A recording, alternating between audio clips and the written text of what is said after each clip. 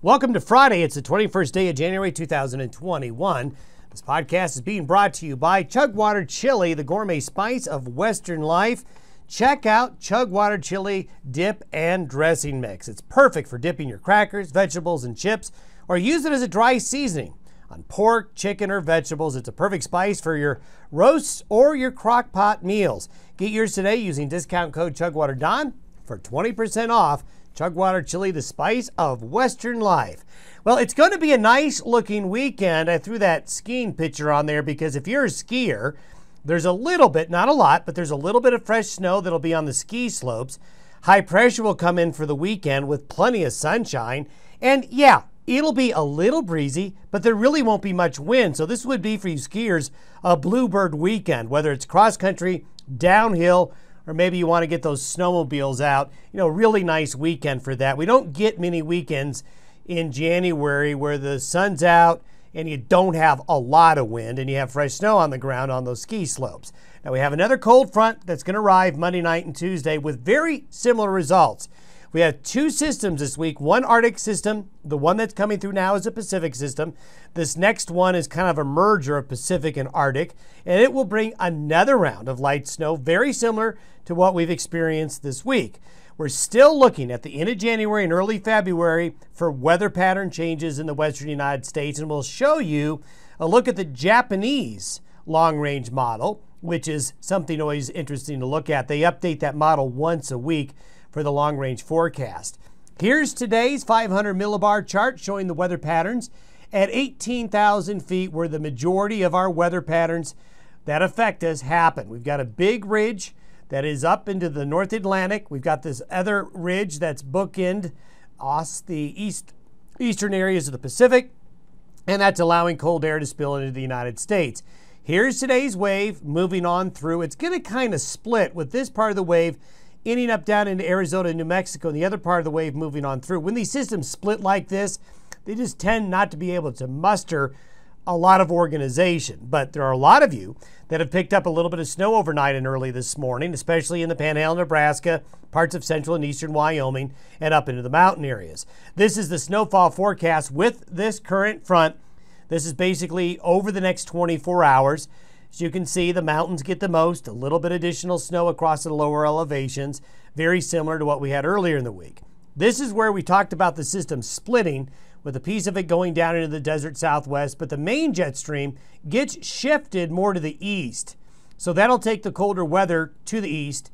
A little nose of Pacific air comes in this weekend, so this will bring the moderating temperatures. And with the main jet stream winds north and east of us, that's why we're not expecting that much wind this weekend. Yeah, there'll be breezy areas, but for January, not bad at all. As we go from Sunday to Tuesday, notice we have a pushback. The jet stream comes back down and the northerly flow comes right back into the Rockies again. This is quite similar to what happened earlier in the week. So there is going to be a push of some colder Arctic air back to the west again, and that's going to produce along the spine of the Rockies, both sides of the Continental Divide, another episode of snow again. And here it is. So this is what falls from late Monday through Tuesday of next week. If it looks familiar, it should, because essentially this will be the third time we've seen this pattern just like this over the last week to 10 days. So results will be similar. I do think that Monday night, Tuesday, there'll be enough snow in the Front Range of Colorado, parts of Wyoming, and into the western high plains and west of the Divide to cause a few travel concerns. So if traveling late Monday and the Tuesday, keep that in mind. Now I wanted to show you the long-range forecast from the Japanese Meteorological Agency. They, like many other nations, have their own computer models that try to forecast the weather.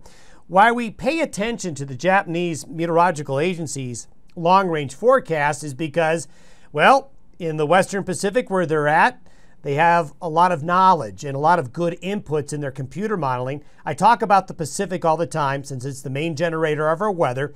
So it's always good to take a look at what they see. Now, what I'm showing you basically is the current weather pattern. Now, I know this is very busy and it's kind of hard to see, but here's Central America and Mexico. Here's California. So it doesn't look very good. Looks like a kindergartner here, but this is what it looks like in terms of where we are in relations to the United States. The high pressure ridge right now is right along the west coast. This is why California, parts of the Pacific Northwest, has gone to a much drier pattern. You notice the blue here? Just look at the colors. The blue is going to represent low pressure and cold, stormy weather. The warmer colors, warmer temperatures, drier, more stable weather. So we have this contrast here. So this is why the central and eastern United States has been cold and stormy. And this is really how it'll go for the next week. We're going to get clipped by the system Monday night and Tuesday, but there won't be a lot really going on. However, look what happens. This is by the end of next week. This is weeks 3 and 4. So what we're doing is we're going into early February. And what it's showing, here's the west coast of the United States here. What it's showing is a retrograding high pressure ridge, which means instead of the high pressure ridge being here and low pressure being along the east coast, it migrates to the west. What that does is it allows the blue colors to come into the Rockies, California, and the Pacific Northwest. Now, we've been hinting at this all week, and we see this also in the American model. This is the GFS model for February 2nd. Retrograding high pressure further out in the Pacific, high pressure building along the west coast, which concentrates the colder weather and the low pressure in the western United States. This really is not that much different than the period of weather that happened just before Christmas through that first full week of January, just after New Year's, when the West got into that cold, stormy, and wet weather. As we like to say, the weather patterns sometimes during the course of the weather can repeat themselves. You can have sometimes the same pattern or a similar pattern repeat. We might be seeing that as we get into early February in the western United States. So for you folks along the west coast, which have hit a dry patch as well as the Great Basin, early February may be a different story, and that includes the central and northern Rockies as well. I wanted to show you this really quick. There's still incredible data coming out from the volcanic eruption in Tonga, and what this graph is showing you is that the shock wave, we showed you the shock wave that went through this region last Saturday morning by changes in barometric pressure, but more sensitive sensors have now shown that the shock wave has gone around the Earth 3 times. We have these double spike areas right here. Notice the decreasing amplitude as you would expect to happen as the wave dampens, but to have the shock wave go around the Earth to be able to be measured 3 times is quite remarkable. And this is from the International Space Station showing the extent of the ash cloud from that volcano. Some data is now suggesting that part of the volcanic plume, the ashes, the gases, got higher than 90,000 feet into the stratosphere. Quite amazing. Have yourself a good weekend. We'll see you all on Monday.